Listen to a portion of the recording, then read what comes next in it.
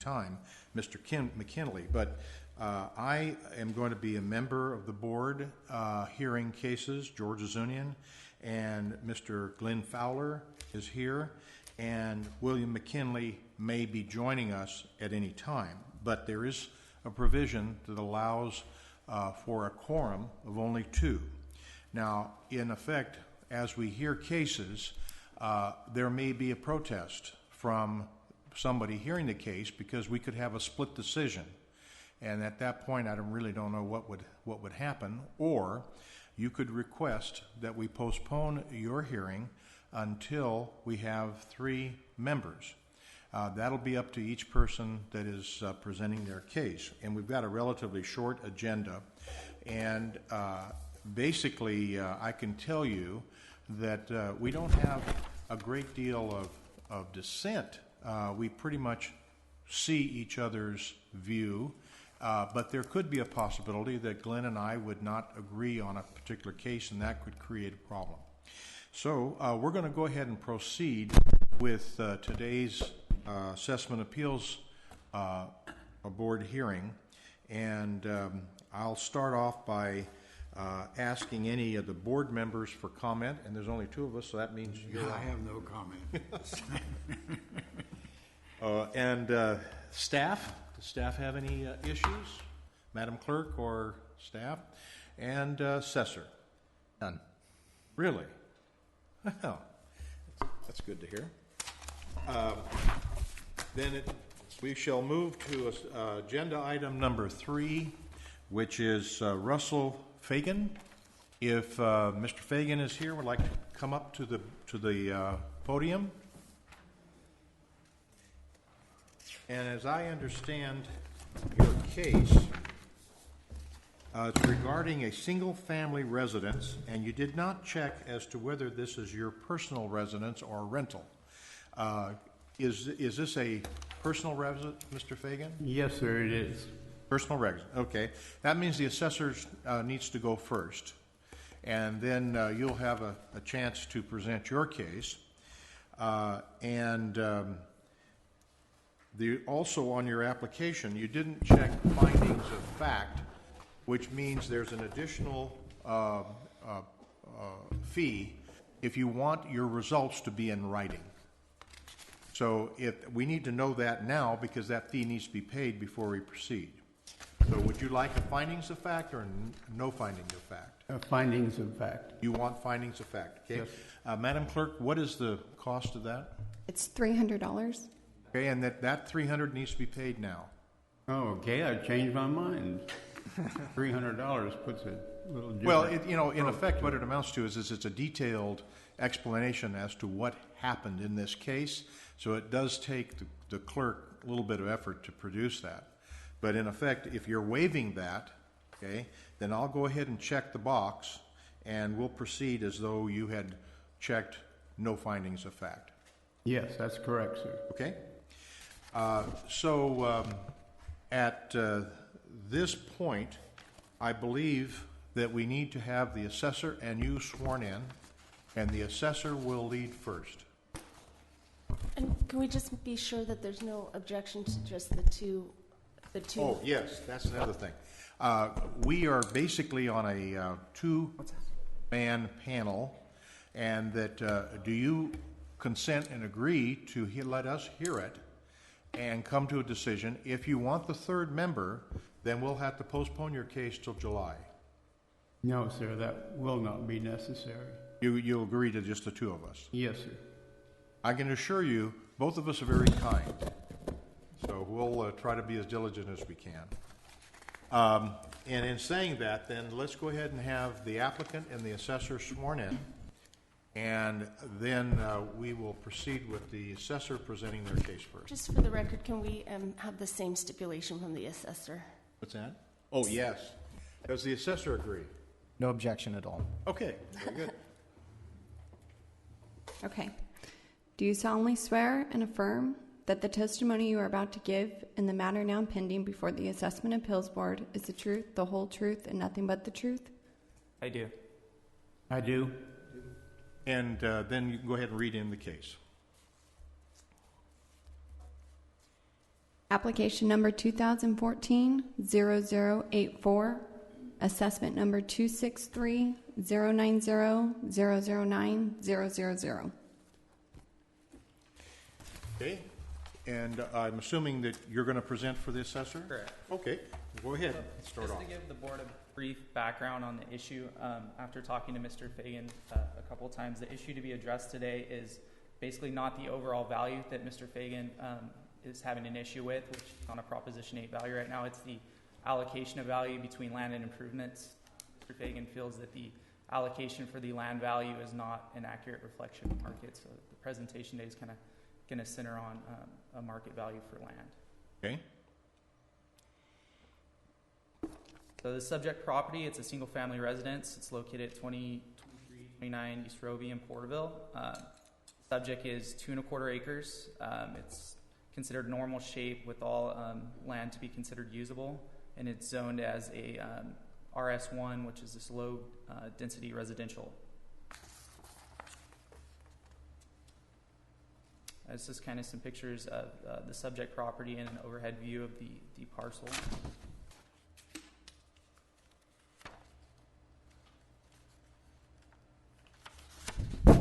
So, kind of, it's a summary of the 2014 roll value. Like I said, Mr. Fagan's value is based on a Proposition 8 value, a market value of $300,000 for the 2014-15 tax year. And then below you can see Mr. Fagan's Proposition 13 values, or his factored base year values, which are at $405,000.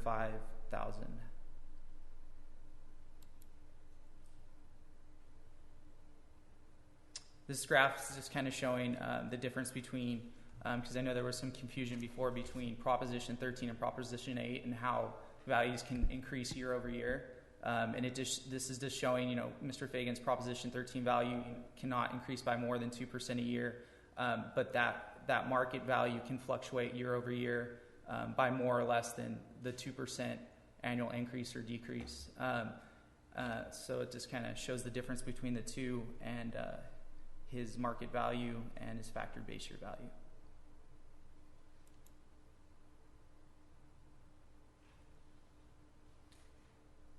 So the land allocation for 2014, like we saw before, was $60,000. The applicant's opinion of value based on his application for land value in 2014 was $20,000.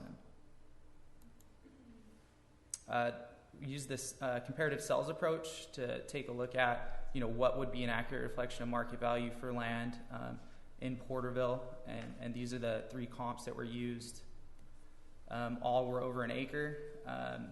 Zoning is the same, and based on these comps, it would indicate a value range from $30,000 to $55,000. This kind of gives a relative location, the subject relative to the comparable sales that were used.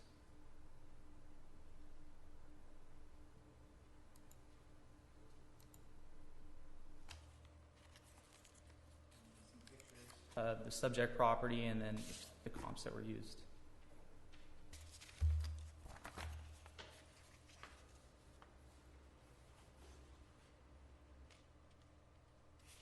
So after looking at those comps, the assessor recommends reallocating a land value of $35,000, which wouldn't change the overall value, and Mr. Fagan is aware of that.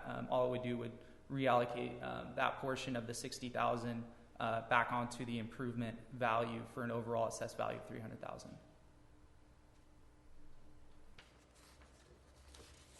Okay, is that your presentation? That's it. Okay.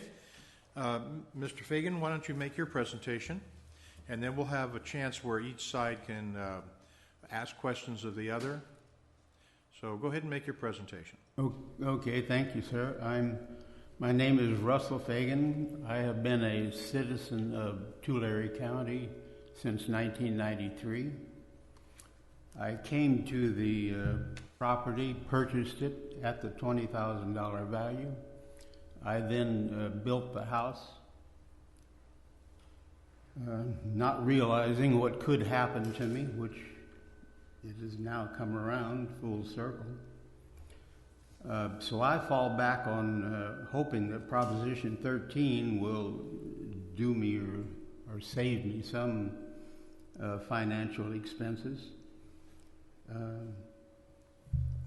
So to read a little bit of Proposition 13, it was enacted in 1978, limits property taxes to 1% of the home's purchase price, prohibits tax increases of more than 2% per year unless the property is sold. But since I have no position or authority, I'm not here to tell anybody anything. I pretty well learned my lesson a few months back when I went to Porta Vista Sewer. They were doubling their prices. And I asked them to not do that, and they said, well, did you bring Ennis or 750 people with you? I said, no. They said, then we're going to do what we want to do, which is what I kind of feel that will happen in this case too. But I would like to bring my reasons for doing what I do to you. And yes, I have one deal here in the tax roll in 2013 was at $26,453, and then the value in the 2013 roll went to $60,000. I feel that's a little extreme. But I don't disagree with anything that the gentleman from the assessor's office is saying.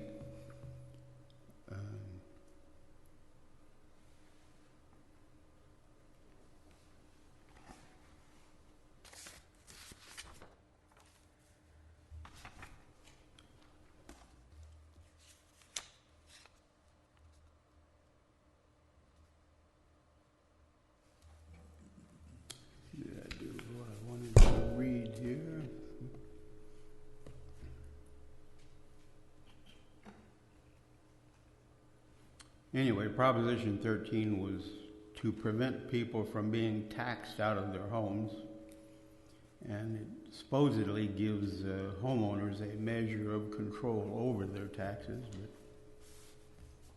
politicians can take care of that easy.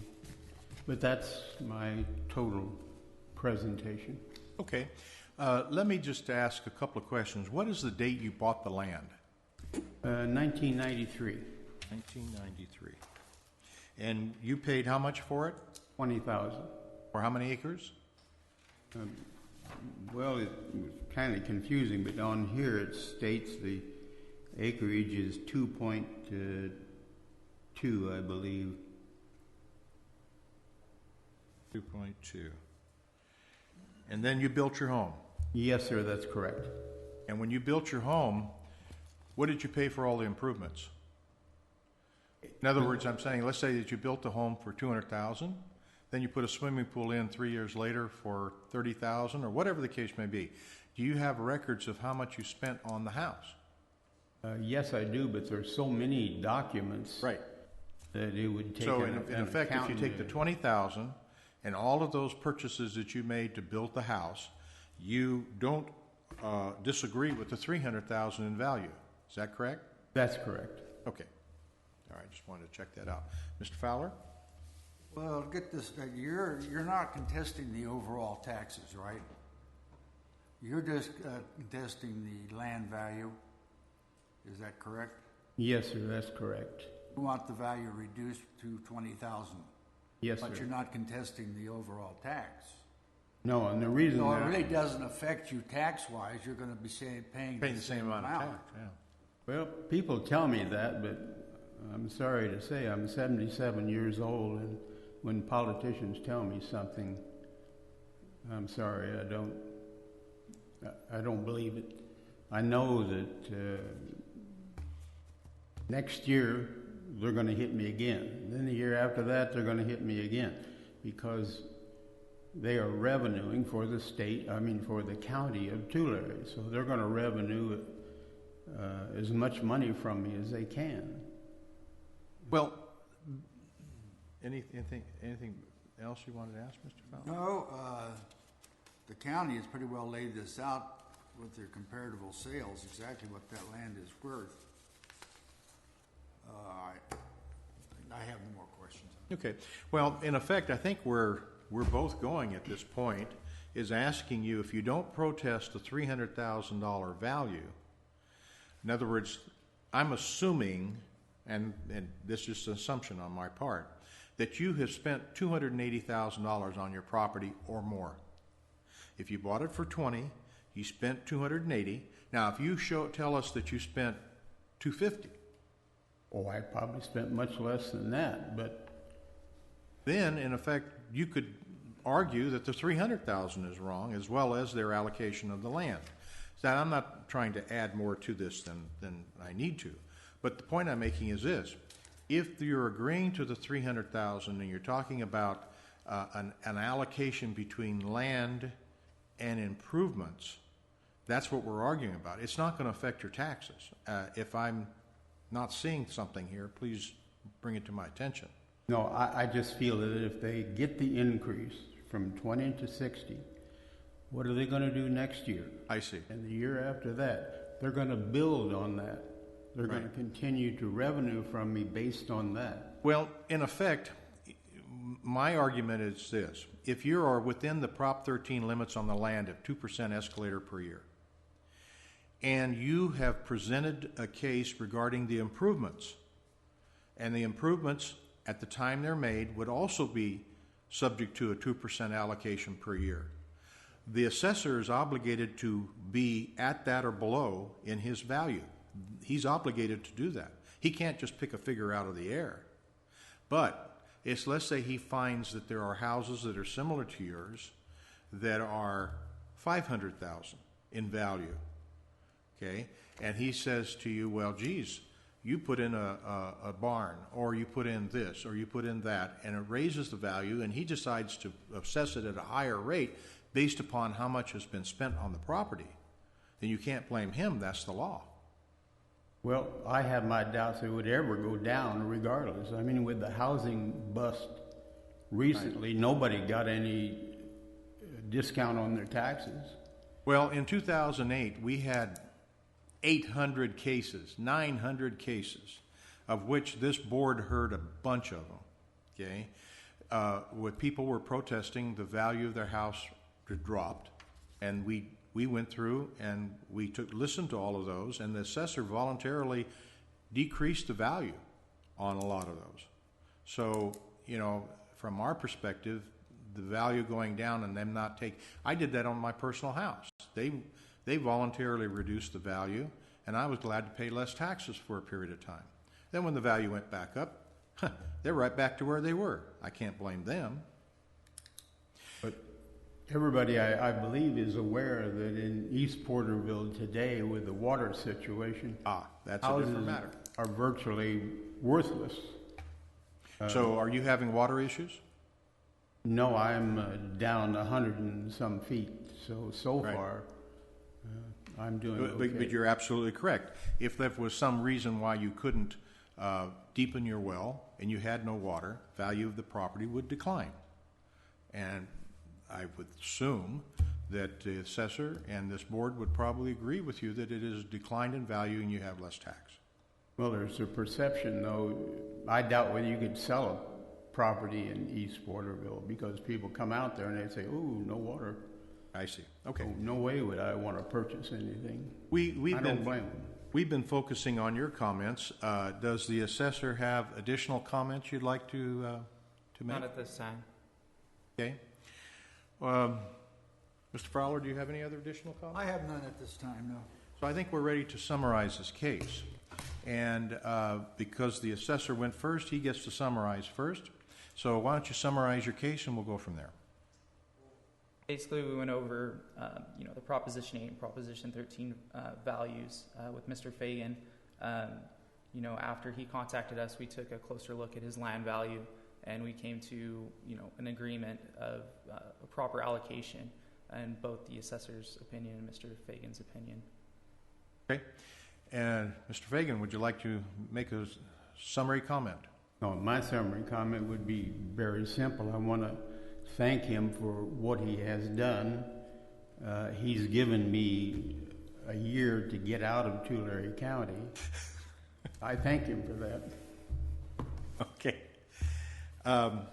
Basically, at this stage of the game, at the case, then I'll ask Mr. Fowler whether he is prepared to make a judgment at this time, or you want to take it under consideration? No, I'll make a judgment at this time that we rule in favor of the county.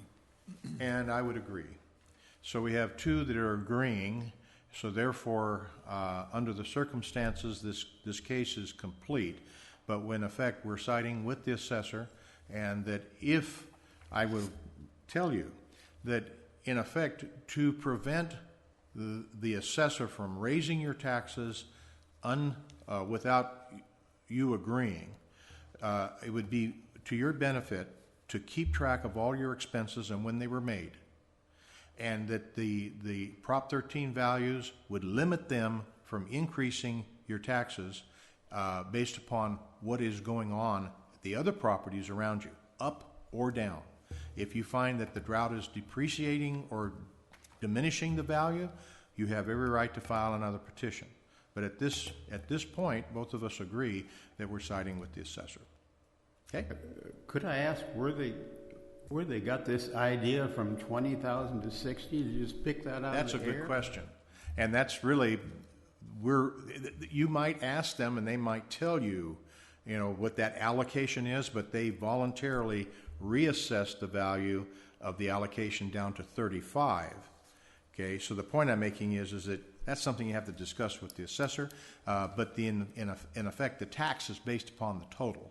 And we're trying to determine whether there's an appropriate tax that is being assessed, and both of us agree with the assessor. So how they got to that point, you'll have to discuss with them. Okay, thank you, sir. You're welcome. Thank you. Okay, that takes us to agenda item number 4. Mr. Ozunian, Yes. can we move to JM Manufacturing? Yeah.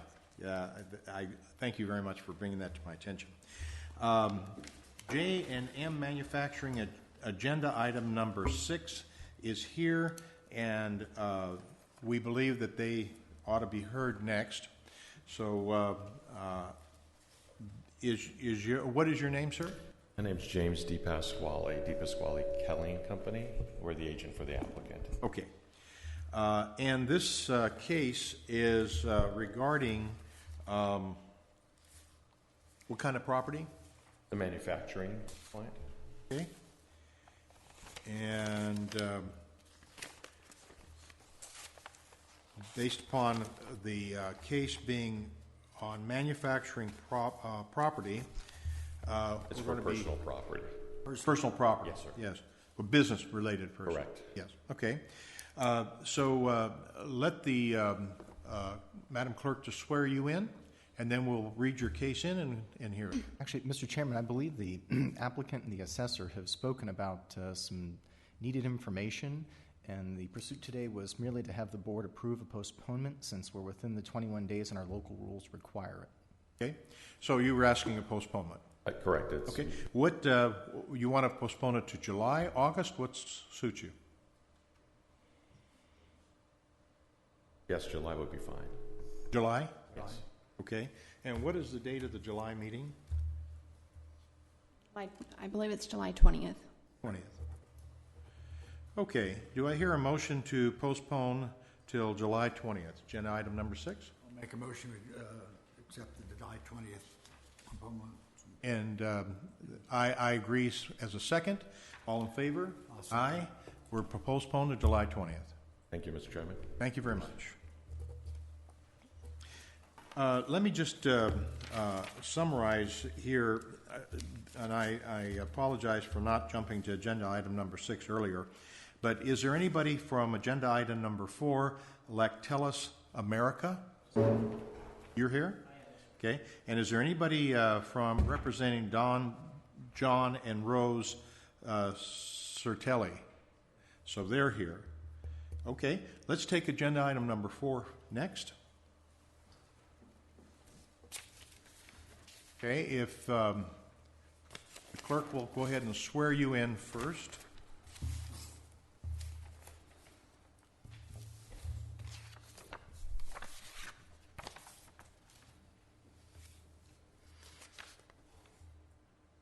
Okay. Do you solemnly swear or affirm that the testimony you are about to give in the matter now pending before the Assessment Appeals Board is the truth, the whole truth, and nothing but the truth? I do. Go ahead. Oh, I do. Please state your names.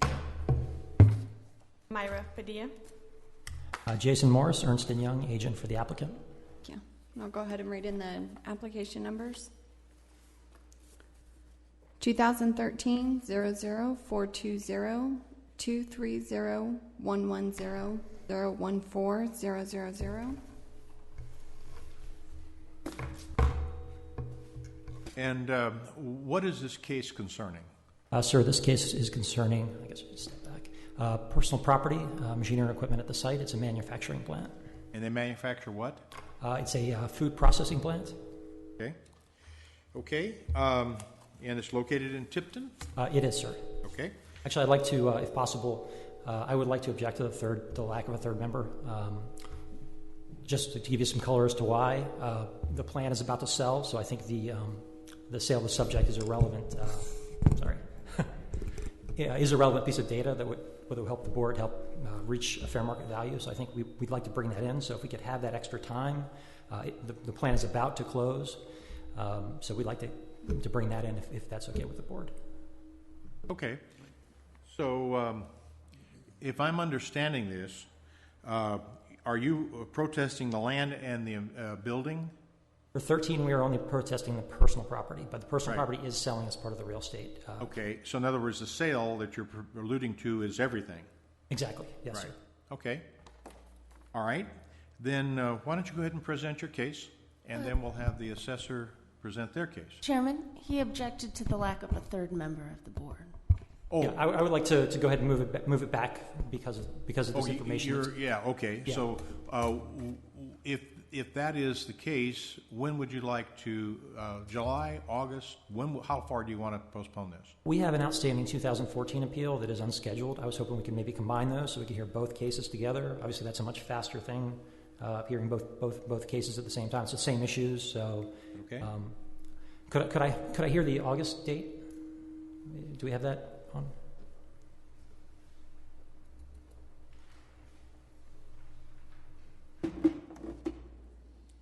We have August 17th. I think that would be perfect. And does the assessor agree? Yes, we agree. Okay. So do I hear a motion to postpone to August 17th? I'll make a motion to postpone this to. And I second, and all in favor signify by saying aye. Aye. Aye. Motion carries, so we're postponed to August 17th, and look forward to seeing you there with the full board. Thank you, sir. Could I ask for the 14th, could we get that same case scheduled on the same day? Great, Yes. thank you. Thank you, board members. Okay, you're welcome. Thank you. That takes us to agenda item number 5. Dan, John, and Rose Certini. The applicant would like to come forward. What is your name, sir? My name is Steve Wise. I will be assisting Mr. Kokendorfer on behalf of the assessor. Your assessor. Okay. Mr. Certini? I'm John Certini, and the other appellants, Dan and Rose, are in the back. Okay. Now, this is regarding agricultural land that you live on? Yes. Yes, okay. One other thing, you checked off not requesting findings of fact with the exception of the third application, which is 2013-00421. That one's not checked. Are you not requesting findings of fact on any of these cases? No. Okay, all right, that's fine. Then, We need the stipulations to the two-member board. what's that? The stipulations to the two-member board. Oh, and do you agree to the two members? We agree to it. Okay.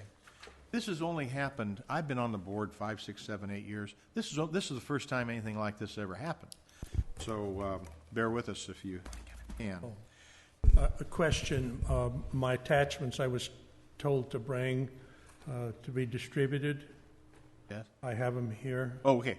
Well, let's do this. Let me have the clerk swear you in, Okay. and then she'll read in the case, and then you can give us your paperwork and give us an idea what this is all about. Okay.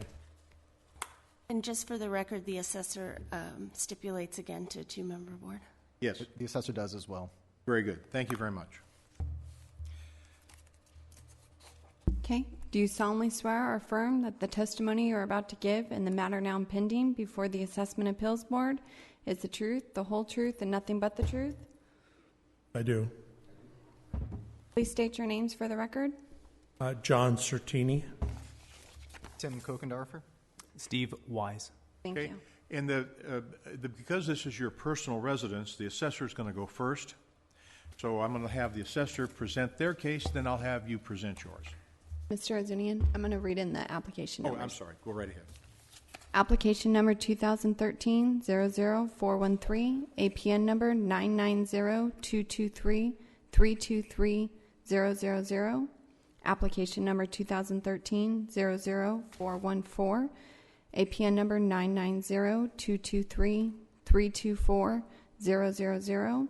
Application number 2013-00421, 048-090, 044-000. Okay. Good. May I ask a question? Is this your personal property? Do you Is- live on this this is- property? Yeah, this is residence. My sister Rose lives on it. She's the one with the exemption. I live in Modesto. Ann lives nearby. But in effect, the applicant does, one of the applicants do live Yes. on the On property. the property, okay. Because I have the Modesto address kind of threw it on. Yes, I'm from Modesto. Okay, thank you.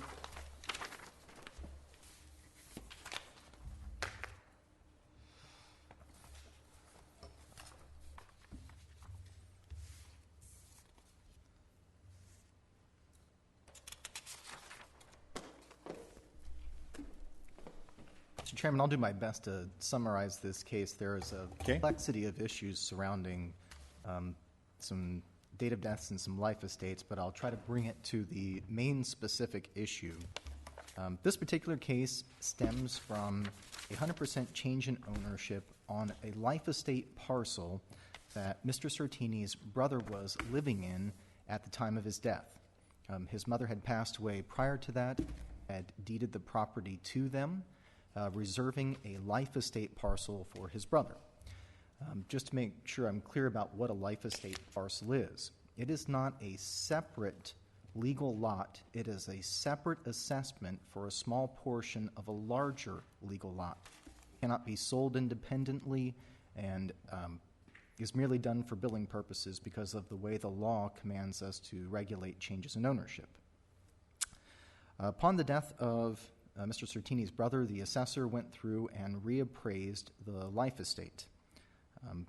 It was later determined that change in ownership would have been exempt under a particular revenue and taxation code that permits, because the mother was the original grantor of the life estate, for another parent-to-child exclusion to be applied to Mr. Sertini's brother's death, even though the deed would appear as if it was going from sibling to sibling. The law stipulates that generally is not the way it is legally, and that it really went from the mother because she was the grantor to the children again. The law does require, upon that second date of death, for the filing of an exclusion form from that reassessment. Mr. Sertini has asserted to us that he felt like we had not provided it timely, but the law has no command for us to go through and provide the exclusion form for the reassessment or inform the taxpayer of their eligibility for it. It merely requires us to enforce it.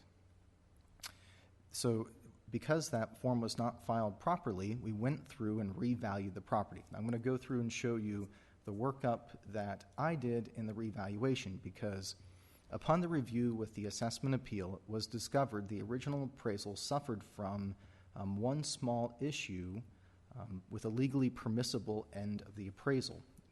Original appraisal looked at it as if it was a separate legal lot rather than a separate billing number. So the original appraisal looked at it as an independent parcel that could be sold in the open market, which it was not. So we worked to amend that, and I think the overall valuation in the end you'll see works to Mr. Certini's advantage. So I will go through just 3 brief slides with you. And this is a summary that if you look in your packets of the information provided, while it's in relatively small print, shows how we determined the value of the improvements. The residence on Mr. Certini's property suffers from much deferred maintenance, and so we went through and looked at what the market contribution would be for a residence with that type of deferred maintenance.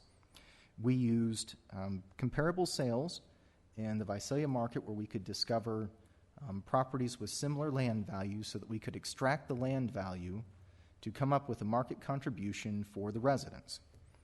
Ultimately, it was determined that the market contribution was roughly $24,000 for the subject property's residents.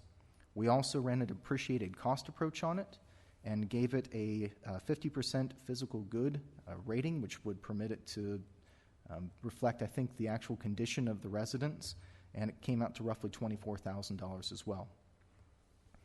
The land value being the issue that really needed to be reviewed with this appraisal, I'm going to go forward a slide here.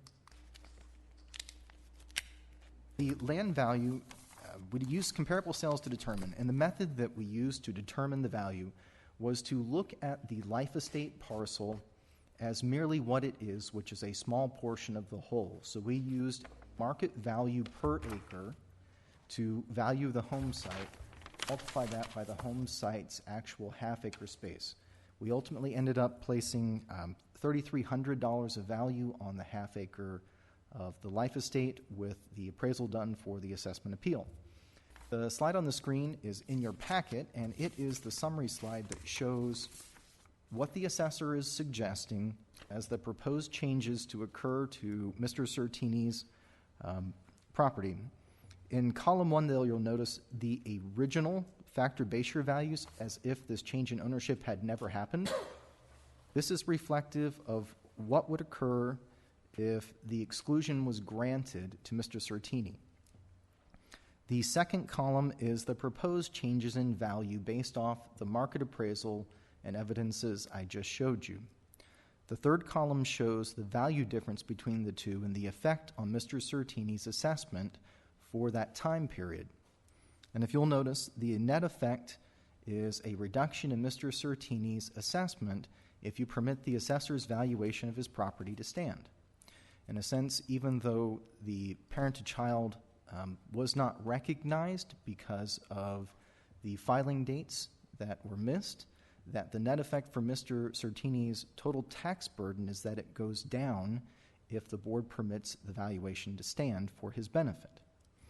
The assessor's position is that while we would like to make sure that we provide good customer service to everyone in the county, things like a parent-to-child exclusion are not specifically identified unless they're marked on the preliminary change in ownership report that's given to us, or we are able to, through good and logical deduction, deduce that the two parties involved were parent to child, to which we will then send an exclusion form out, even if it's not the actual relationship. Because of the nature of the property going from Mr. Certini's brother to them, we did not recognize the fact that the law would also exclude that from reassessment under the parent-to-child exclusion. Even though that did not occur, we feel the proposed values are a greater benefit to Mr. Certini than the board permitting his application to be heard, or his request for the parent-to-child to be heard versus the values we've proposed. So, So I'm a little confused on the paperwork here. What is the tax rolls of the property now? The tax rolls, if you look at your summary sheet, that has got the 3 columns on it, and it looks very similar to this, sir, in your packet. What is also up on the overhead as we speak. Yeah. The original factor base year values are in that first column, and that would be the current tax roll values in those years for that subject property. That subject property being merely the life estate alone, or the life estate parcel. And the proposed changes are to reduce the total of that by 11,000, and assume average, 11,198? That is correct. Okay, all So right. it would bring it down from 41,000, is that what you're telling us? It would, if you notice the value difference in each year, it's roughly about $3,000 a year in all right, value I change. understand now. Okay. Each year, okay. They Now, currently Mr. have it Centine. assessed at 85,000. Well, at this stage, what we'd like you to do is to present your case as they presented theirs, and then we'll have some rebuttal back and forth.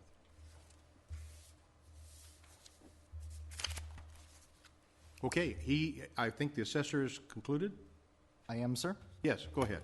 Okay.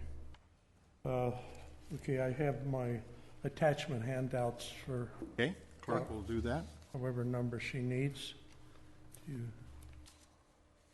So we needed 8, but I don't know if she, there's 3, 4, 5, 6. Let me see the first one, make sure.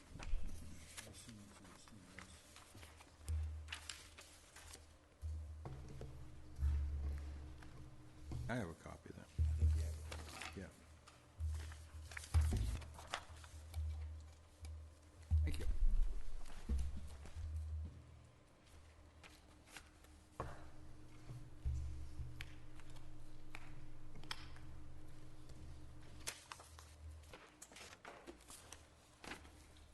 Okay.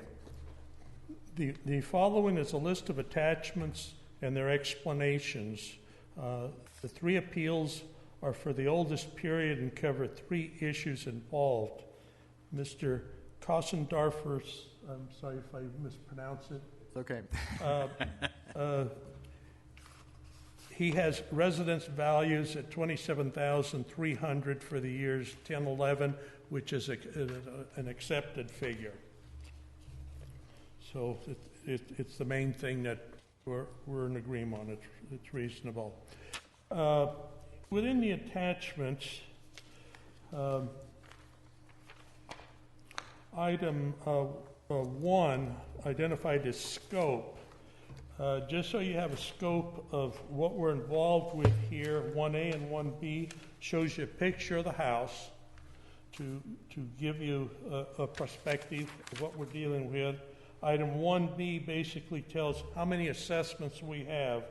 On the farm parcel, we have 4 sets of supplemental escape assessments. On the house, we have 8 supplemental assessments. They had 1 set, then they came back for another set, and then these were merged into a new parcel, which we have 1 there. So we have approximately 11 assessments based on valuations that are in question here.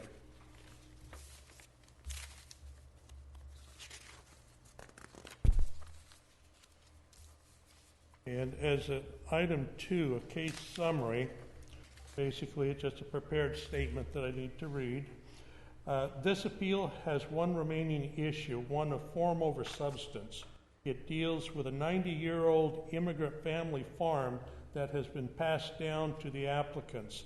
The assessor's office does not recognize the applicants as being fully exempt from the escape supplemental assessment based on the parent-child provision. 2 of the Board of Equalization Form 58 dated September 16th and 14th are germane to one of the unresolved issues. The appeals deal with an intervening special needs trust for the adult disabled child that lived 13 years after the mother died. It is the applicant's understanding that the assessor can look through a trust to determine the beneficial owner of the trust. Background. None of the applicants, myself, my brothers, and neither of the deceased had ever been involved as recipients of any wills and estates. We had no working knowledge of how these things worked. None knew the workings of parent-child provisions. We were unaware of the escape supplemental assessments. We were ignorant to the taxation matters. Our mother only had a second-grade Italian education. So that's how naive we were when we went into this will situation. The family had a reality of great substance. These entire tax issues deal with the death of the applicant's sibling, Joseph. Joseph was much older. He was 10 years older than myself. He was in poor health. And was disabled. He was a smoker. He had agoraphobia, which basically means he can't really leave the house. It's a form of a paranoia. His agoraphobic psychological issues. He had diabetes, and he died of kidney failure after many years of dialysis. So this is to paint a picture of the special needs for this person. He could virtually not leave the home. You saw the picture of the home. He basically was homebound. He went untreated for many years. He couldn't leave the place. He couldn't go to doctors. He didn't go to dentists, so forth. At age 72, he died 13 years after the mother died. Okay, the relevancy of that deals with the will. These appeals all relate to the will of the Special Needs Trust for Joseph. Everyone knew his prognosis, including my mother. He wasn't taking care of himself. He wasn't going to survive a long time. Okay, we had the multitude of property tax. Had we known that there'd be a multitude of property tax increases that lie ahead, this whole proceeding and everything that has come to be, were going to come in a few years, the will would have reflected us three remaindermen. It would have been very simple to have had it structured to fit the reality, but in a simplistic way, it was drawn up by an attorney and said, okay, we'll do it a fourth, and my mother insisted that, well, he can't leave the place, so he's got to live there. Okay, so the attorney throws in a life estate, which we don't know all the ramifications, which we'll get to later. Okay, and we continue. The will and trust continually reminded the trustee to protect and preserve the trust for all credit from all creditors, which includes future property taxes. The county is a super priority on taxes, and although it wasn't a creditor at the time, it was looming in the bushes, of which we didn't know. Okay, that was for the three heir applicants. It was supposed to protect us. Okay, the only potential benefit of the trust listed 25% in the case we sold.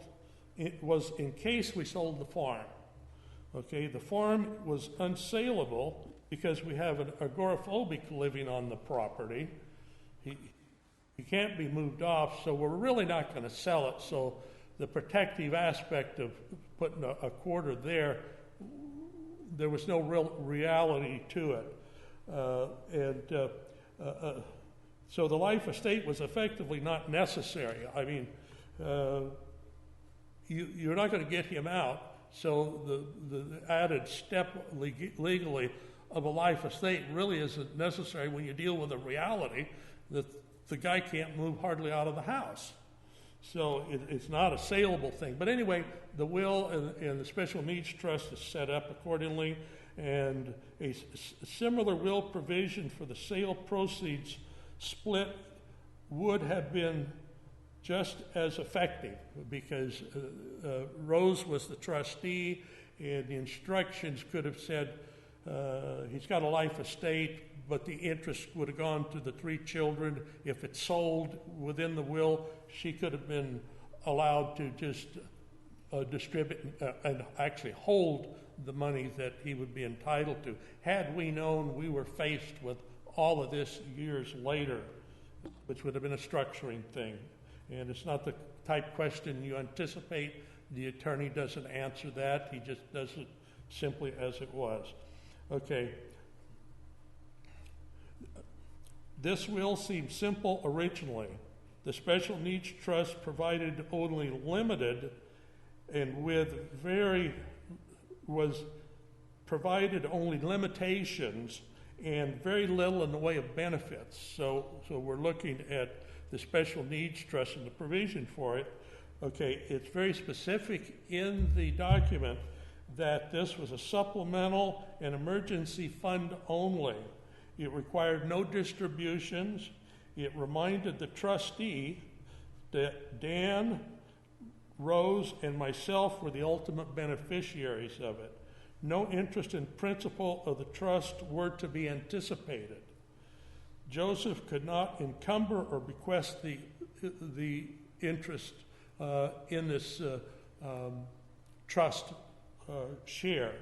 So the trustee could terminate the trust if termination was in the benefit of the remainderment. So the point of all of this is, on the surface, it appears that, well, there's an interest here, but not really. And the position that they take is it's 25% interest, so it's going to be passed on. But it's written within the assessor's training books. It's in a Board of Equalization letter that says they need to look through the trust in some situations. You normally see the opposite, is that you're proven, you're trying to track something that's being run through a shell of some sort. This is the opposite. We set up a trust that really served no purpose, and so in effect what we're doing here is trying to recognize that if they would look through the trust and see who the beneficial interests really are in this property, which means it should have been a third. Okay. Unusual situation. Concerning change of ownership, there are references to the necessity of looking through the trust to determine the benefit. Okay, I've mentioned that. And the relationship to the original grantor, which would be my mother. You have to look towards that relationship. Okay, that's mother-child. So there is printed material that says look through it to see what the relationship is. Okay, that's attachment 2. A summary. Okay, the life estate, we had no idea how they worked. I thought it would be like an encumbrance. And I've heard of selling a piece of property subject to a life estate. Okay, the normal term that I hear. Okay, we don't realize that the way we're structured, it required the separation of the property. Like was mentioned, we now have 2 parcel numbers, and that are going to divide up the valuations between the house, and there's a barn and a little bit of land, but it's separate identities, as if this is a ranchette and then a farm operation. So we didn't recognize that there'd be a parcel split, and there'd be new APNs and a segregation of values. And so it becomes our primary concern once our brother died is, okay, now we're trying to bring this thing together, and that'll be the subject of some of the stuff that I talk about here. Okay.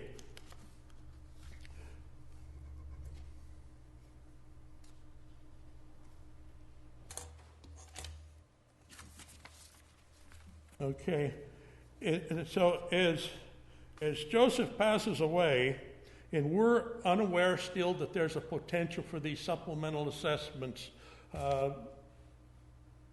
we don't know that this sort of stuff is coming, but we make a concerted effort in my 3 samples, marked 3A, B, and C, while even cryptic and a bit non-orthodox. It was our way of trying to deal with, okay, all we know is we need to bring the 2 parcels together.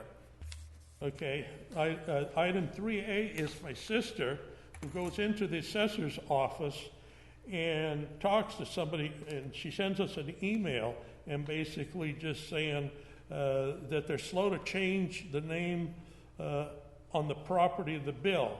and she dealt with homeowners exemption issues because now we don't know what's in limbo. We're merging. Is a homeowner exemption going to be under one or another? So this was her attempt, and she went in to deal with it. But as you can see, there's nothing on the horizon that's talking about supplemental assessments. And then you'll see on 3B, which is very cryptic stuff, but the notes I kept is, although I didn't do it in the right way, I kept trying to bring this to the attention of people to get it to the tax collector, to the assessor's office. And the bulk of the middle of 3B is me writing to Rita Woods, who is a tax collector, because I'm paying the property taxes, and I use every opportunity to put something in, is that we're trying to merge some parcels. Okay, that's not the right location to send this. And an employee calls from the tax collector's office, and the gist of it is they're not willing to go to their office and say, hey, this was missent to us. There's somebody trying to merge a couple of pieces of property. Didn't happen. Then on March 3rd of 13, I send a second copy. Wrong form that I used it on, but I sent it with a personal property tax return, of which this office gets, and the guy that works personal property should see that, and he's in the same office, should take it to somebody else here and say, hey, here's somebody trying to merge some property. And then third, I send it, again with property taxes, I would photocopy it, stick a new date on it, and send it to them. So there should be some red flags going on that this thing isn't going quite straight the way it should be. Item 3C is my attempt to change the address because the address is always a problem. They're sending it to the wrong person. I pay the property taxes. Rose sits, she's in the house. And some bills will then come to me, but not many of them. They go to her, she forwards to me. But this is a request for a mail change, but you'll note there that I went in and talked to Melanie Green, and I took a copy of the death certificate. I took a copy of the judgment and second page showing me as the executor that it had the power to deal with it. The fact that, hey, we're trying to merge some parcels. We're not hearing from you. Okay, so we're thinking merger of two pieces of property. Okay, item 4 is my first live notice phone contact on 8:30 with Stephanie from the assessor's office when I responded to the very first notice that triggers all of this. My note to Peggy Smith, which was a couple of weeks later, of their office, was a recap of my understanding of the conversation. I was told that I was given a notice to 2 APNs that were merging to a new APN. So I'm getting the impression by phone call is this is starting to come together. Mr. Sartini, if you could present your case rather than getting into all of the other details that really don't have anything to do with the case, we would appreciate it. In effect, what I'm getting at is this. The assessor, and I've been looking at your application, I'm a little confused. There's 3 applications for each one of 3 years, and you have a value of $26,287 on the earliest, then $18,772 on the second year, and the third year shows $103,731 as your value. So what I'm trying to get at is this. The assessor has made their presentation on value. If you could get to your presentation on value, I don't know if, because Okay, sometimes when you feel an my application... presentation is not on value. We've agreed to a number, but it's on the issue of the inheritance of the 25% and the life estate. in effect, I can appreciate that. In my own family, we've had some experience with that. Not quite the same as yours. But in effect, if that's the issue, can you give us some, in your case presentation, issues regarding is this an undivided interest that you have? Because in effect, I think, first of all, let me just ask a couple questions. How big is this piece? How many acres? 29 acres. And there's a house on it. Yeah. It is 1 APN. Now it's 1 APN. At one time, it was separated? Yeah, with the Life Estate, they split, took the house out, and left the farmland intact. And they actually got multiple APNs on the vacant land? Yes. Okay, and then you put them all back together again? Finally, it's coming together. Okay, and in effect, basically then, of the whole thing, do you and is it sister and brother, the three of you own it? Do you have an undivided interest of 1/3, 1/3, 1/3 in the property currently? Yes. Okay, good. Then, basically in the subject years that we're looking at values, can you give us some evidence as to what the value you think is of those undivided interests, or collectively? Because in effect, what it amounts to is the assessor, if he has 1 APN, he's going to come up with a value of one value. Correct? Well, when it was separated, they took the numbers and divided them. Is that any of these appeals on the divided interests of when it was 3 parcels or 4? No. Mr. Chairman, it was only ever 2 parcels. It was the Life Estate parcel and then the remaining portion of the 29 acres. The 29 acres. Right. Okay. So in other words, now it got put all back together again. But how it relates is the fact that when they're separated in one manner and they come back together in a different manner. Then it affects the value? Yes. Okay, I could understand that. Yeah. You see, that's what I'm trying to get at. Rather than talking about what happened when you went into the assessor and who said what, when, and where, Well, but I'd like you to address those value issues. The reason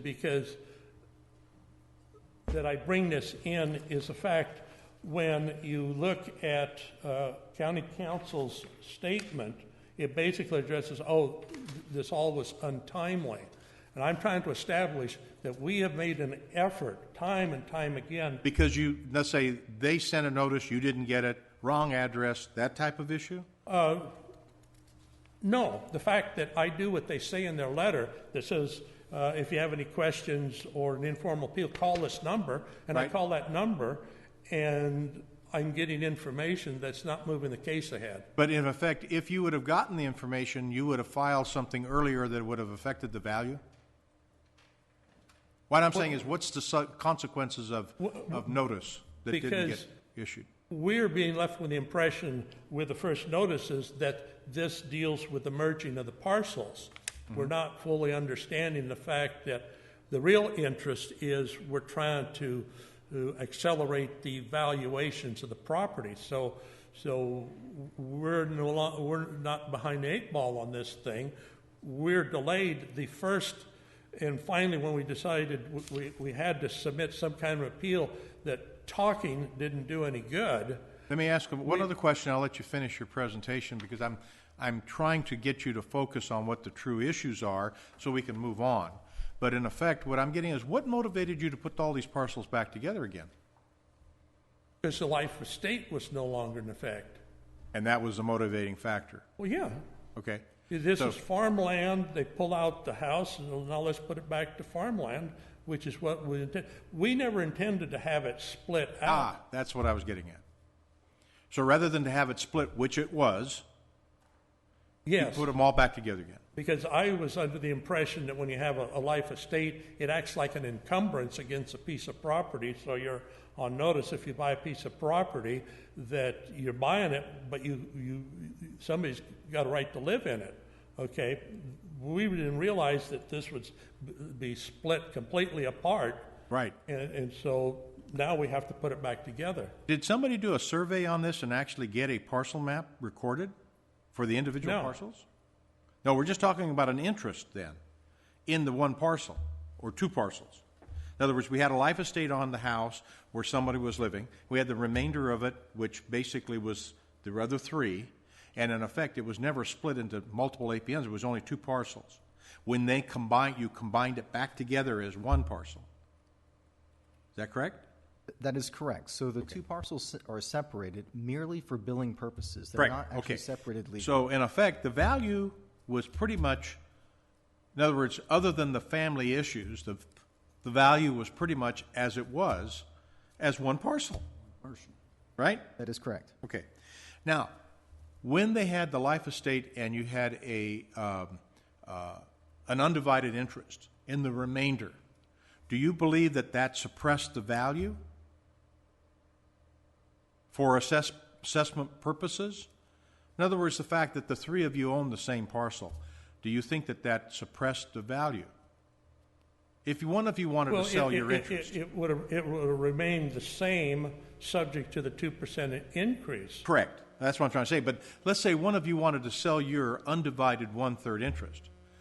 Do you think that that undivided one-third interest would have been suppressed in value?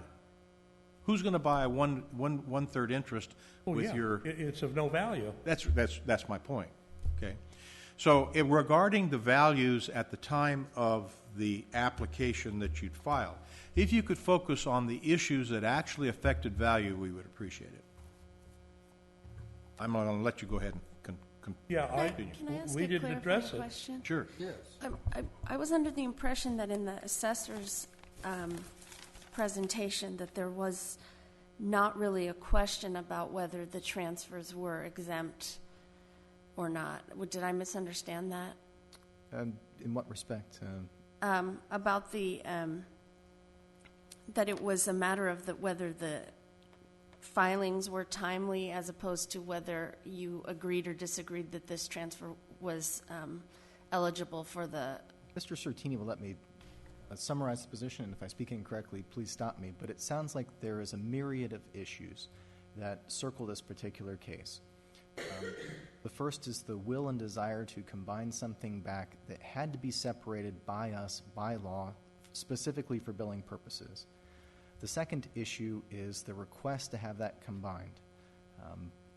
Also, once it was reappraised as it was going back in, there was a misunderstanding about how the tax code works when it comes to the sibling with the life estate and the beneficial use thereof giving his portion to the brother and sister upon his death. So that issue, it still remains out there and unsettled, but we believe the overall valuation would assist that. Did I miss something, Mr. Certini, that we haven't touched on? Did I miss something we haven't touched on as far as issues that need to be resolved? To clarify for Ms. Erickson? Well,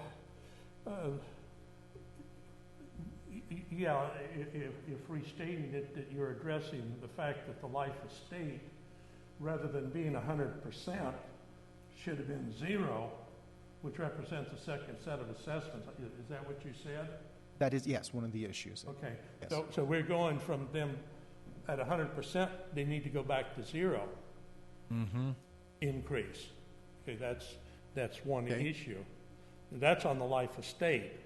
Okay, the other issue is on the 25% of the farmland portion that they've increased to 25%, and our position is it should be 0 because the way the will was structured and the special needs trust, we were the real heirs of it. The deceased had no benefit, so there should be no increase on the rest of the farm. I understand. We're basically saying that the tax bill should really be subject to the 2% increase, what it was before any of this happened.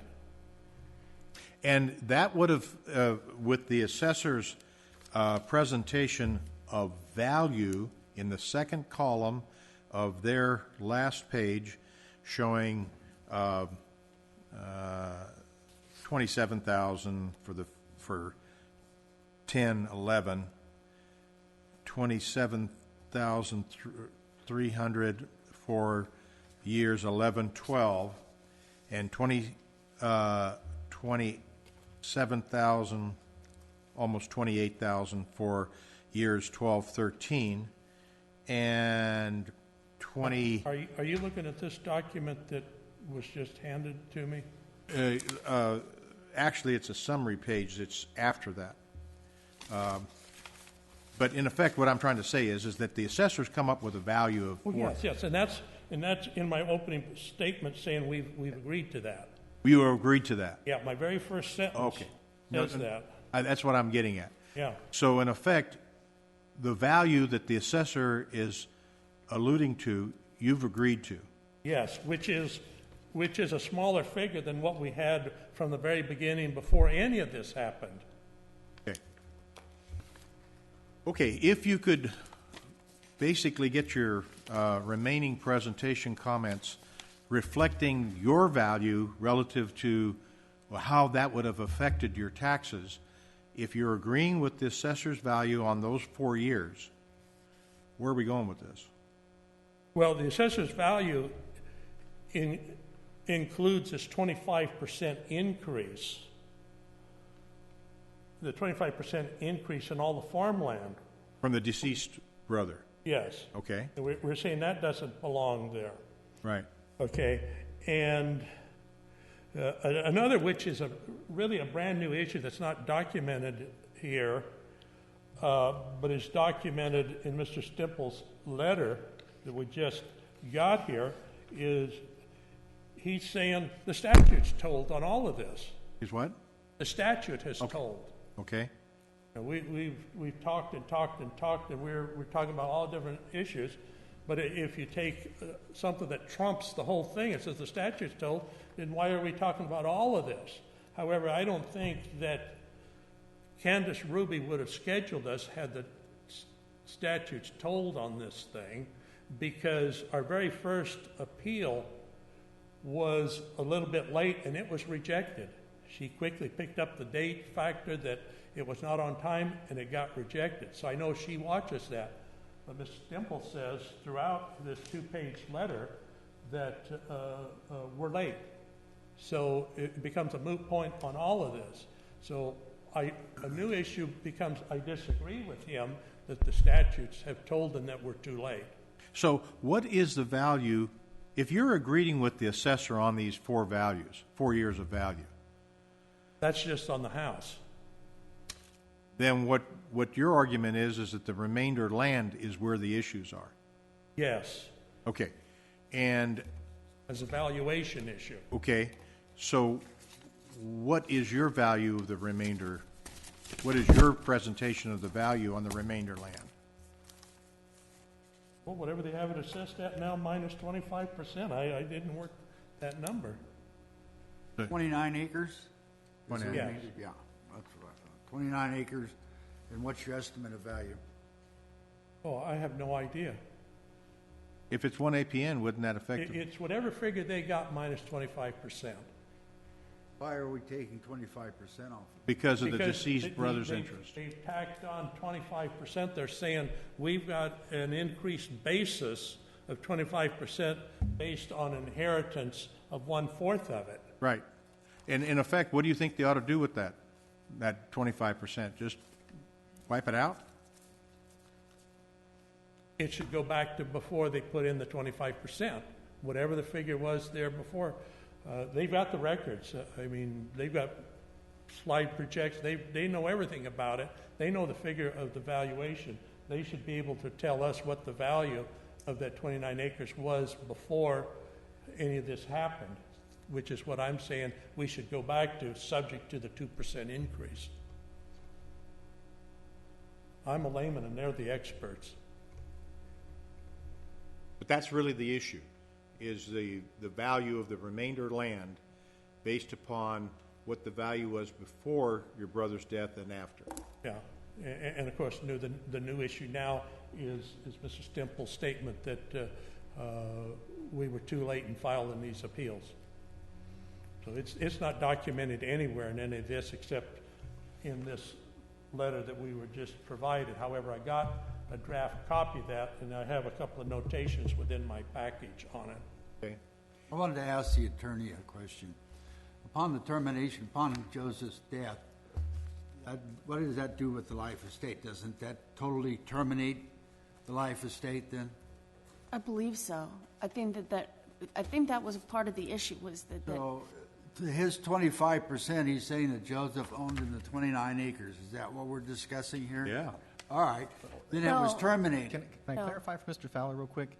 So Joseph had the life estate parcel on the home site. He had a 25% interest in the remaining 29 acres or 27. He had an interest, but wasn't that terminated upon death? Right. So in the state of California, if you pass away, you can no longer own property. That's right. So when the property had originally transferred from Mr. Sertini's mother to the children, the parent-to-child exclusion was granted and no change in the assessment occurred. Right. Upon Joseph's death, the life estate parcel, because the law views it as if the mother is still giving the life estate parcel to the remaining siblings, Right. that it isn't a reappraisal as well.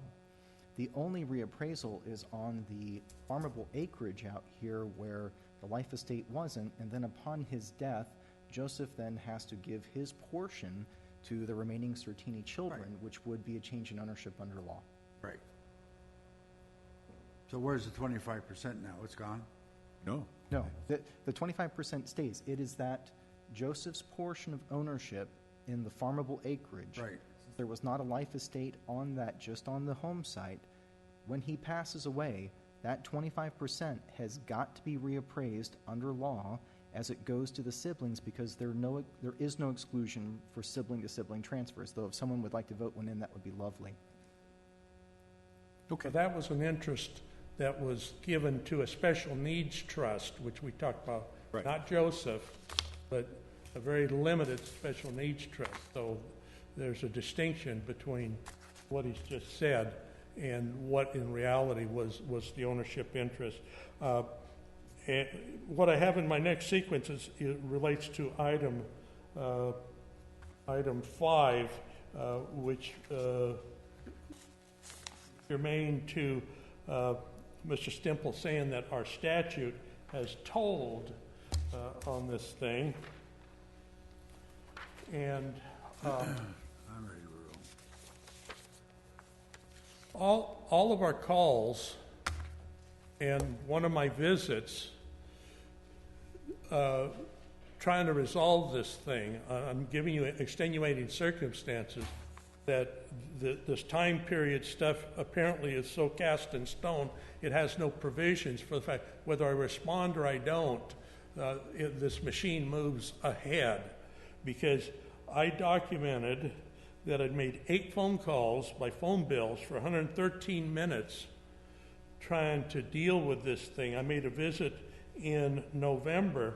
When nothing was showing up, I asked Mr. Weaver, can you tell me what's documented in my file as our efforts to resolve this issue? And item 5 is his email that he shows the first contact, which was dated December of 13. Okay, I don't know what the county's procedure is for documenting problem files, but none of my activity was documented. And I think there's a bit of a breach there in protocol of documenting when you got a problem case. And this obviously was starting to become a problem case, and there's no record of any of the contacts in attempting to do it. Well, we're thinking that we're working with somebody, and we miss the statute date, we submit our paperwork, it comes back to us as a rejection. So it didn't strike me as being trying to deal with a taxpayer properly. Okay, item 6 deals with Revenue and Taxation Code 631J1, which I happened to stumble across after researching Mr. Stemple's quotation. But this allows the assessor to notify the transferee in property of potentially eligible for exclusions from change of ownership under this section. It goes on, it gives them follow-up procedures that if you don't get a response, certified claim, they follow up with a second letter. Okay, well, I find out that this provision, they tell us that, this isn't mandatory, it's optional, and we try to do it, use it whenever we can. If I would think that they would use it in a troubled problem case, and so it's as if they're violating one of my rights. If you're a problem case, let's make sure we handle it slightly different than the 98%. So I only introduced that is the fact that they had an avenue to do it, and apparently they've got an option that they may or may not use it, and they use it when they can. And so that didn't strike me as something that was proper when we know there's a problem coming up. Okay. Item 7, Governor, identified as auditor's office. The last page, which is 7C, the last page of the attachment reflects Assessor Corey Weaver's attempt to help. He had spent time with the auditors discussing the procedures to correct billings and issue refunds. They had it worked out. All they had to do was withdraw my appeals. Okay. Later, Mr. Wise made Weaver apologize at a meeting, a subsequent meeting, that he had misspoke. So I offer that as an exhibit that they have an employee who's trying to work, trying to do things, and then at an ambush meeting, he makes the guy apologize that he misspoke. Now that doesn't seem like something that Mr. Corey Weaver would have done. He would have thought this thing through. He would have talked to supervisors. But something arbitrarily happened to cause him to have to apologize. I felt badly for him. Okay. On item 8, I'd had discussions on 8/21 and 9/15, had extensive discussions with Weaver concerning unqualified reevaluations leading to refunds, because we are talking and he's saying, well, I think I can get some refunds. Our office could handle this, but they can't. But the auditor's office can handle this stuff. We've talked, we've agreed, and we got that workable. But all I have to do is take these appeals off the table. Okay. I don't feel comfortable because in our discussion, when I say the term unqualified, I don't know which ones of these multitude of assessments we're talking about, which is item 2, the list. We have all these. So Corey Weaver, can we sit down, spread this on a table, and let's identify what we can agree on to see if we can work this thing out. And so we schedule an appointment. So I asked for a meeting where we could spread the paperwork out to determine what was controlled by the auditor's office and what was controlled by the assessors. He needed to schedule a room with a table. The appointment was made. Dan and I appeared on October 31st with our sleeves rolled up to see if we could find where the common ground was of whether we have something acceptable where we can pull these appeals off the table. But we walked into an ambush conference. In the conference, rather than going into a room with a table where we can spread it out, was Mr. Weaver, Steve Wise, and the assistant assessor Matos in the assessor's personal office, in an intimidating location when you think you're coming to work out a deal. And basically the gist of that meeting could not take place. We were told any refunds or work with the auditor's office were no longer possible. Wise silenced Mr. Weaver because I had questions, because we'd been working with Weaver. I had some questions. He would silence them. He'd signal him with his hand so he could answer the question. And so I really wish I'd have known what... Mr. Sertini, I'd like to take about a 3 or 4 minute break, and we'll come back, and because you have presentation 13B, and we're at 7A, so you've got a few more documents. Well, the rest will go pretty quick. Okay, but the point I'm making is that let's take about a 2-3 minute break. Okay. And then if you can organize your thoughts and finish your presentation, we'll move forward. Okay? Very good. About 3 to 5 minutes.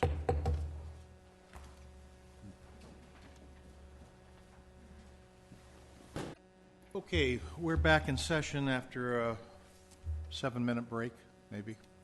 And Mr. Sertini, the assessor is ready to continue. Are you ready to continue? Yes. Okay.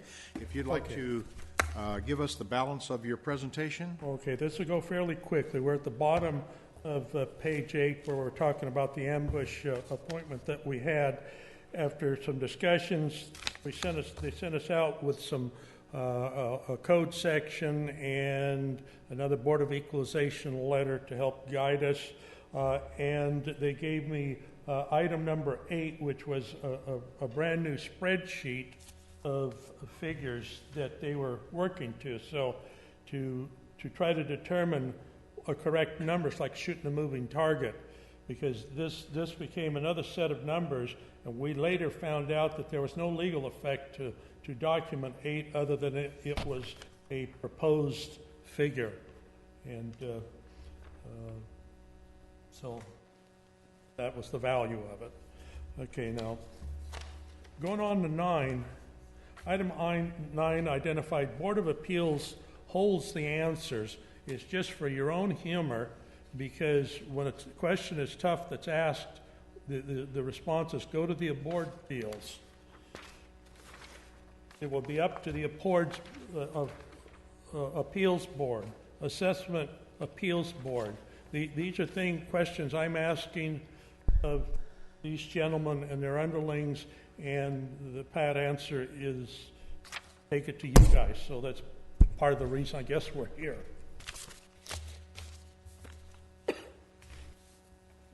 And item 10, and identified as how quickly things change. You will see on item 10A how we went from a 25% appraisal, we went to a 40% appraisal, and then we went to a 25% appraisal, all within the sweeping of a pen instantaneously. Incidentally, the 40% figure was someone's interpretation of the will, that the residue provision of a will, which really deals with the money, really pertained to the farm. And so they wanted to come at us for 40% of the farm portion. But after spending a day with, I think, Melody Green, she backed off. But this is how quickly numbers change. They don't need notices. They can happen real quickly. Just like item 10B, we had values of 42.9, and with a stroke of a pen, they get canceled and they go to 85,000. This 85,000 is the number we have on the table right now for 27.3. But that's how numbers change. And then next, item 11 is conflicting APNs. Okay, I'm told by 2 employees that if we file this BE 58, it will solve some of our problems. The only thing is, one employee says, oh, we need to file it on 043, which is the farm parcel, and then we get the second one, which was pre-typed, is for parcel 047, which is the farm, brought together into a combined parcel.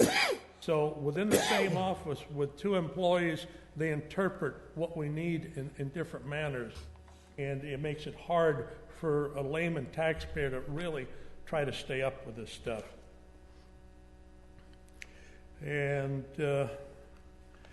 then finally, Mr. Koschendorfer notified council of the on February 23rd that the main remaining issue was the title issue, the 25%, and he couldn't answer it, so he referred it to council on February. Well, we wait and we don't get any information. We don't get a response. It goes on and on.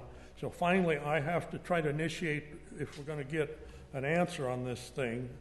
And then as we're progressing, we'll go to item number 12. And finally, I get from Mr. Wise an email. Wise recently offered the same unquantified offer that he made Weaver apologize for on October 31st. all I had to do was withdraw my appeals. We still didn't know what assessments would be pulled off the table, but we're being offered to work with an unknown number. So we're going back to something that he made an employee apologize for, and he's offering the same thing. And I think he owes Mr. Weaver an apology. Okay, item 13, Attorney Kevin Stemple issues his statement at the 11th hour under the color of Bail Lang. Okay? And what you have here is a draft of something you've also been handed. However, there is a couple of slight changes, like you'll see noted in the bottom of the first page where I've marked it in yellow. He quoted a section, but it wasn't the right section. So he eventually corrected it, and you now have the corrected version of that. He talks about untimeliness, that we're going to be worse off had we taken the deal as coming in here and talking to you guys. It makes no sense why we would be worse off. And then he signs it under Kathleen Bales Lang, who is your counsel, but it's signed by him, which I don't understand bureaucracies and things too well, but Mr. Wise asked me to send my draft, because I sent a draft ahead of time trying to get this to the surface so we wouldn't be here. This is my opening statement. This is my arguments. If this gentleman has reasons that we're wrong, bring it up and we resolve it. We wouldn't have to be here. Well, I didn't get anything other than got that letter, but Mr. Wise asked me if I could take that draft, route it to Ruby, Candace Ruby in here, so she can then send it to Bales Lang, because she's your counsel. He's theirs. We have, I guess the term is ethical wall of separation. But then I get that letter, and he signs it for her. I'm confused as a taxpayer, so that's my presentation. Okay, good. Mr. Fowler, do you have any questions? No, I have no questions. And I have no questions. Going back to the assessor, do you have any rebuttal or questions or clarifications you would like to ask the applicant? Yeah, just some statements to make to Mr. Certini. So you made mention originally of the $85,000 that is currently on the roll. Mr. Wise has been relatively clear with you, and I've tried to as well, that as soon as we're done with this hearing and the board makes some ruling, those will be changed to the $27,000 that you and I have talked about. You raised the question to me via email and asked, will this make those bills go away? And the response to my email, I think, was very clear on Friday, going, no, but it will change the way that those bills work, and they will become refunds for you rather than bills, because the valuation is going to go below what we originally assessed the property at. We've paid right. all those liabilities. Right, and so you'll get refunds in that amount, the difference between what I'm going to suggest we value it at and what you paid on for those 4 years for that life estate Those parcel. refunds will be larger than what we have paid for the two assessments, plus the difference. You're asking me to do math in my head that I'm unwilling to do for you right now, not having the roll values. Well, these are the type of questions I'm being asked to Right. answer, So, but I'd rather than give you a fair false question, answer. because we are going with. Well, let him get his cross questions asked and finished, and then then you'll have your turn to do the same. The issue with the life estate parcel, I believe you and I both agree on, the value should go to what I've suggested because it is of benefit to you. You agree that in the initial part.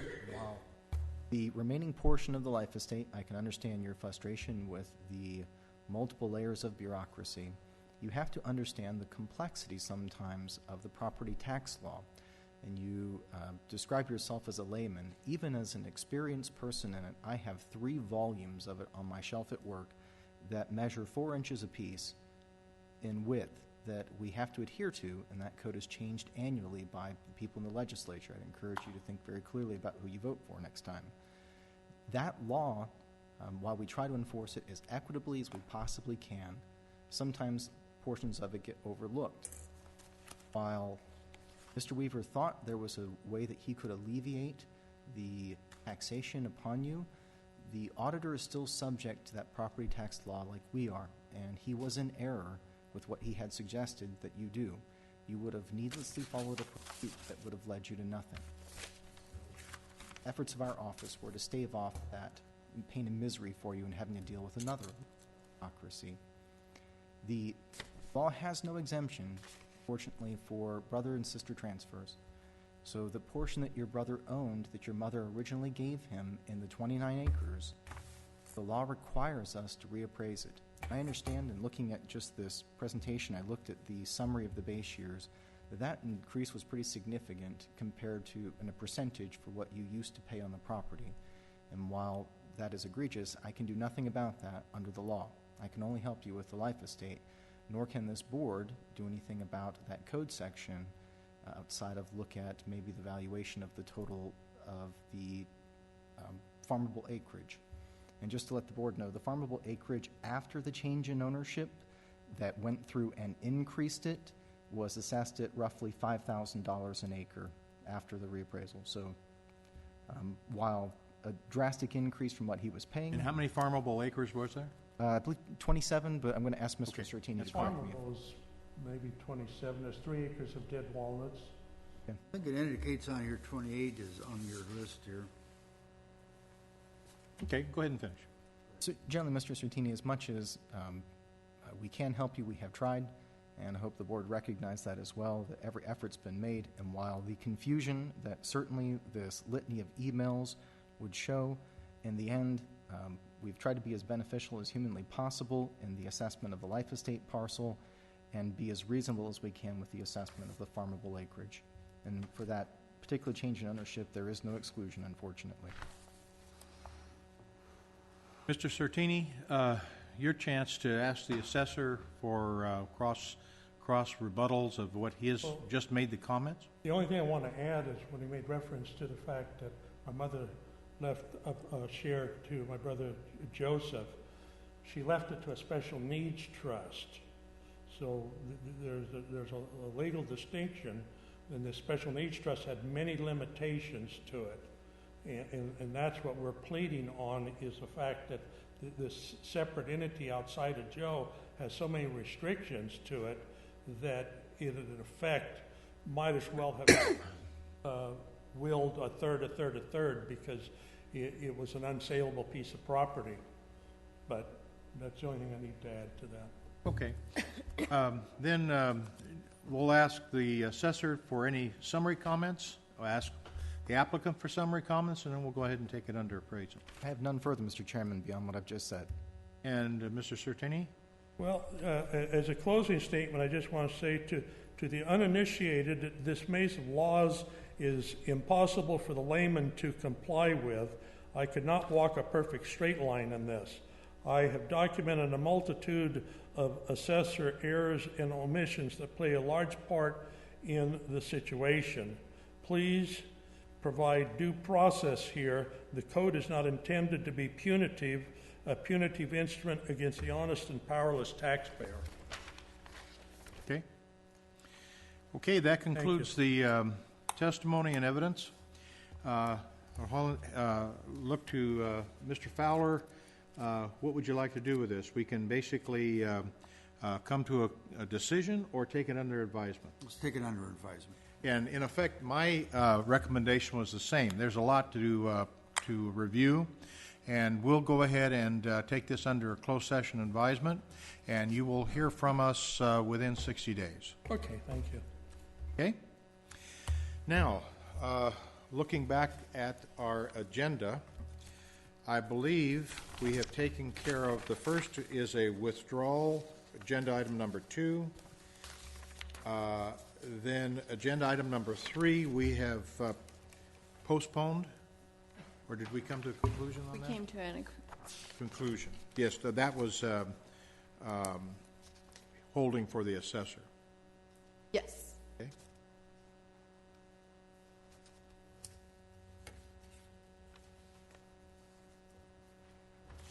And agenda item number 4 was a postponement. Yes. Agenda item number 5 is the one we just heard, which is under advisement, a closed session.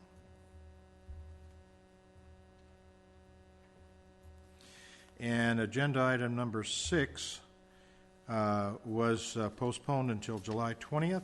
Correct. And that leaves us to the withdrawal calendar. And the withdrawal calendar as presented, if I find it here. Yeah. Has 4 items.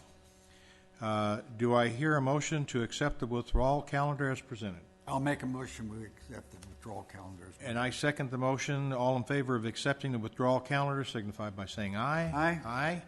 A motion carries.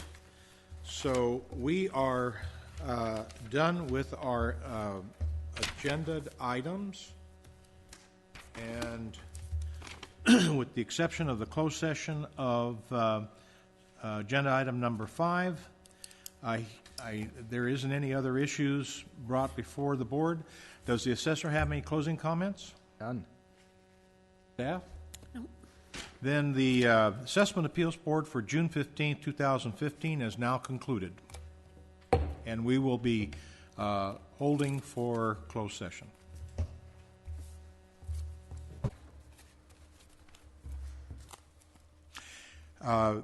This is the conclusion of the closed session from Assessment Appeals Board, Tulare County Assessment Appeals Board for June 15th, 2015. Issue regarding agenda item number 5, Dan John Rose Certini. The board has concluded that we wish to continue this for under advisement until some future date. And this concludes the hearing for Assessment Appeals Board for June 15th, 2015.